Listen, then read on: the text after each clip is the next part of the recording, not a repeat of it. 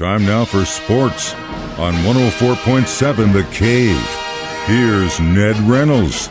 Mike, the intern, Ned Reynolds, back in the studio on a less wet morning, thank God. Not a lot of lights going off either, which is a good thing. Speaking of lights, last week we were talking about how, pretty much every team in the NBA gets into the dance, at least most of them, especially with that play-in round they're doing this week. Lakers, early pick to possibly go all the way, beginning of the season. And then all of a sudden took a big, giant tumble and... Really the historic implosion of all teams. Here's one that was picked to win the championship. Hey, look what they have. LeBron James and Anthony Davis and Carmelo Anthony and some of these other individuals who are just nothing more than a superstar. Russell Westbrook, a UCLA guy playing in Los Angeles. One thing they didn't figure on, and that is those guys are getting OLDER. And playing together like that does not always guarantee any kind of championship. Well, not only did the Lakers not get a chance at the championship, they ain't even in the playoffs. That is just a huge disaster for the NBA, number one, and for the Lakers, number two. So who walks the plank? Of course, the coach, Frank Vogel. Is it his fault? 18 months ago, he took the team to their 17th NBA championship in franchise history. That was 18 months ago, 3 years ago. And now they've completely collapsed. Is it his fault that they had the injuries? Is it his fault that the team was constructed in such a way that it looked like it was going to be good on paper? You've got to be able to judge the talent and the attitudes of these individuals involved. No, it's not really his fault, but who has to walk the plank? The captain of the ship. So Frank Vogel out after 18 months. He's a good coach. He's a very good X's and O's coach, but it's not his fault, but he has to pay the price. I'm sure he'll land somewhere. Oh, yeah. For sure. Vogel would. Oh, yeah, all those coaches do. It's a fraternity. Yeah. And they keep being hired on, and so, yeah, he'll be around. Well, we've got the play-in rounds, as I mentioned, kicking off tonight. Cavaliers and Nets are going to kick things off.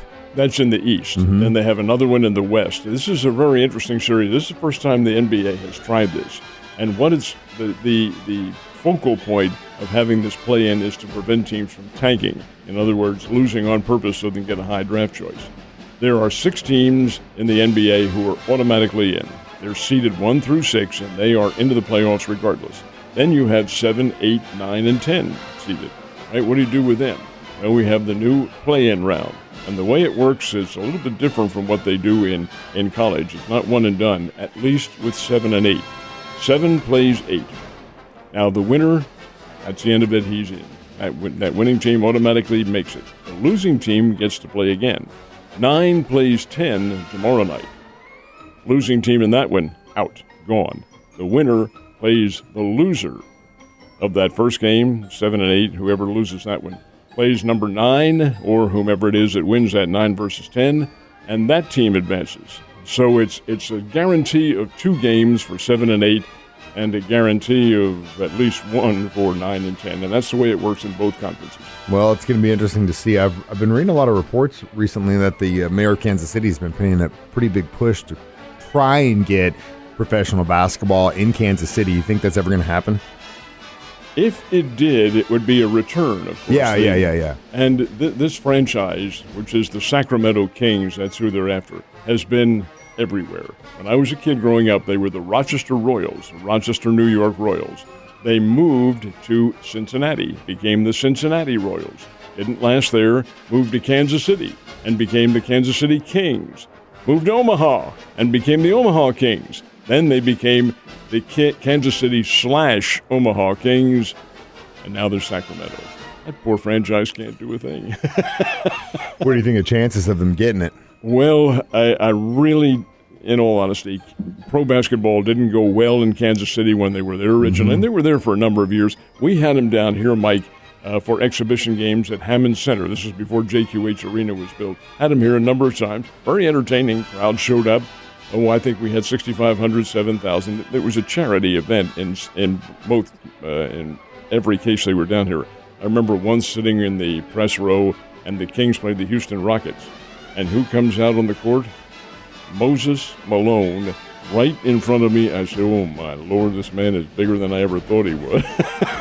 But we got a chance to see a number of individuals who are the great stars in basketball, and that's all part of the focal point of it. But would it go on a regular basis?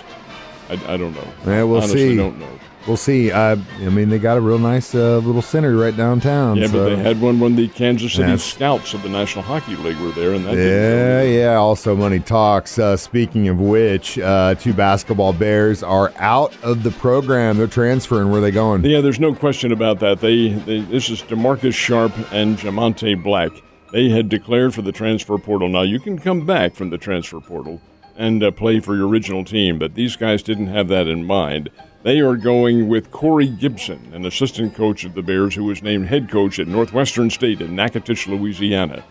And they put their name in the transfer portal for a while, but that's really where they were going. And yesterday they did say, yep, that's where we're going to go. So we're saying so long to the Bears.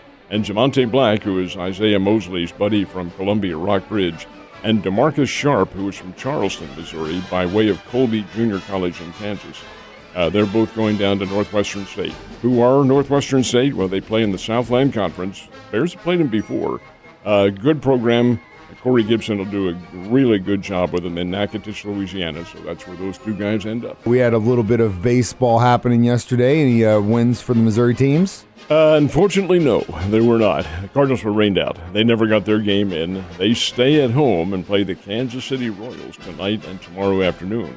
That's at Busch Stadium. Then, of course, the Cardinals return that visit to Kansas City later on this year. But no, they were supposed to have played the Pittsburgh Pirates yesterday afternoon, and the game was rained out. It was sunny in Kansas City. Now, go figure. God. Now, that's how different, a matter of, 150 miles? 2.5 hours, man. So at Kansas City, they played the game.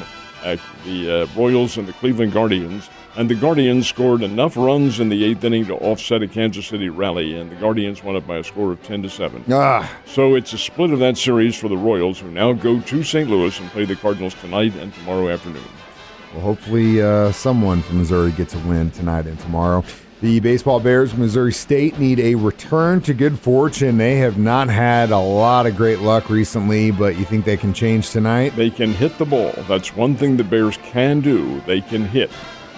Their pitching and their defense has been somewhat on the lackluster side.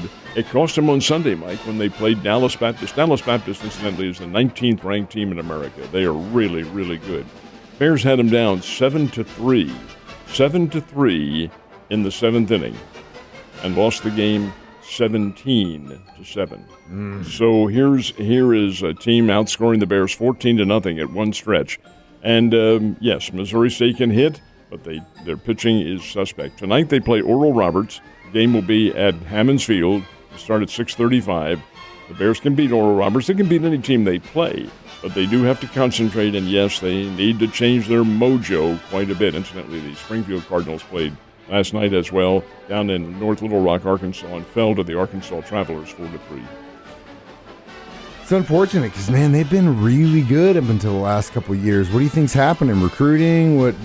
Oh, no, I think there's a lot of factors involved with the Bears. They're a good team. Coach Gutton's in his 40th year now. As he knows the talent that he's looking for. But coming up with high-quality pitchers at a mid-major level, and that's what the Bears are, mid-major. That takes some doing and takes some very elite scouting. Bears have had a number of great pitchers in the past who have gone on to fame in the big leagues. But in regards to their overall staying power with a mid-major, they're tough to get. They are, definitely. Last but not least, speaking of college baseball, who's the top dog right now? Number one is the Volunteers, University of Tennessee. They are number one in America. They're followed by Oregon State. Oregon State's always there. Miami, Texas Tech, Arkansas, number 5, and Oklahoma State, number 6. Now, Missouri State has already played Oklahoma State once this year. They do play Arkansas in a couple of weeks. And then number 19 in America is Dallas Baptist. Dallas Baptist is a very interesting and somewhat of an anomaly. They are allowed to play Division I baseball. But in every other sport, they are either Division II or National Christian College. This is most unusual. The only aspect of their athletic program that's D1 is baseball. They are good, very good. They're in the Missouri Valley Conference, and of course they're the leaders. Missouri Valley Conference postseason tournament is here at Hammonds Field, middle part of May, and Dallas Baptist will be up here for that, and the Bears owe them a whipping. They definitely do, and if you are a baseball fan, definitely get out there because you'll see some prospects for sure that are probably going to be playing in the majors eventually. Ned, you have a wonderful Tuesday. See you tomorrow, man.